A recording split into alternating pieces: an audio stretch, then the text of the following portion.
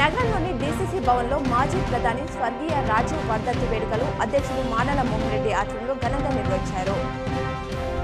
గతంలో రాష్ట్రంలో ఎప్పుడూ ఇంత వేగంగా ధాన్యం సేకరణ జరగలేదని మంత్రి పొంగులేటి శ్రీనివాసరెడ్డి తెలిపారు. తుకం పూర్తయిన 5 రోజుల్లోనే రైతుల అకౌంట్లో డబ్బులు వేస్తున్నామన్నారు. రాష్ట్రంలోని ప్రజలకు, విద్యార్థులకు అవసరమైన 36 లక్షల మెట్రిక్ టన్నుల సన్నబియ్యాన్ని రాష్ట్రంలోనే సేకరిస్తున్నామన్నారు. అందుకే సన్నబడ్లకే క్వింటాల్కు ₹500 బోనస్ ఇవ్వాలని కేబినెట్ భేటీలో నిర్ణయించినట్లు వెల్లడించారు. రాష్ట్రంలోని ప్రభుత్వ బడులను ఆధునీకరించాలని కేబినెట్ భేటీలో నిర్ణయించినట్లు మంత్రి శ్రీధర్ బాబు తెలిపారు. అందుకు ₹600 కోట్లను కేటాయిస్తామన్నారు. అమ్మ ఆదర్శ పాఠశాలలపై తన అధ్యక్షతన కేబినెట్ సబ్ కమిటీ వేసినట్లు మంత్రి చెప్పారు.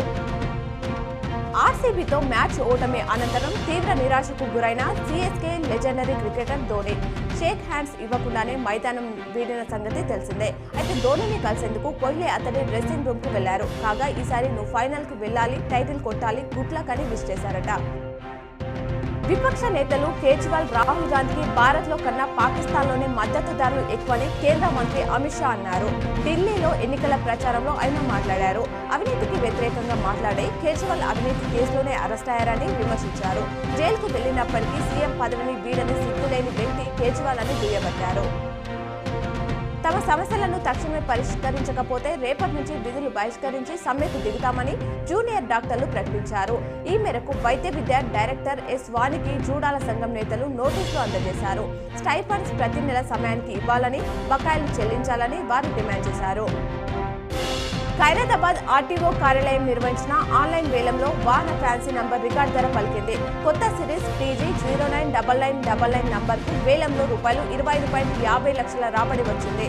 సోనీ ట్రాన్స్పోర్ట్ సొల్యూషన్స్ తమ టయోటా ల్యాండ్ క్రూజర్ కోసం ఈ నంబర్ తీసుకున్నట్లు అధికారులు తెలిపారు.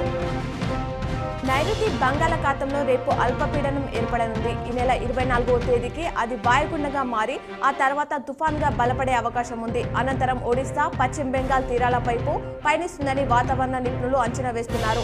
ఇదే జరిగితే ఏపీకి తుఫాను ముప్పు లేదని భావిస్తున్నారు. అల్పపీడనం ఏర్పడిన తర్వాతే దీనిపై స్పష్టత వస్తుందన్నారు.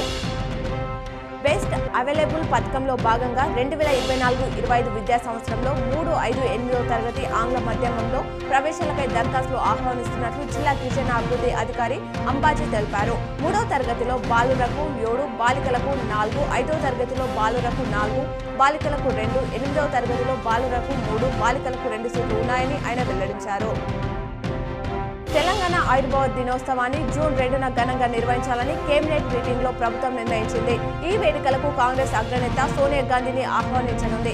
ధాన్యం కొనుగోలు బాధ్యతలు కలెక్టర్లకు అప్పగించింది. రైతులకు నష్టం జరగకుండా చివరి గింజ వరకు కొనాలని ఆదేశించింది.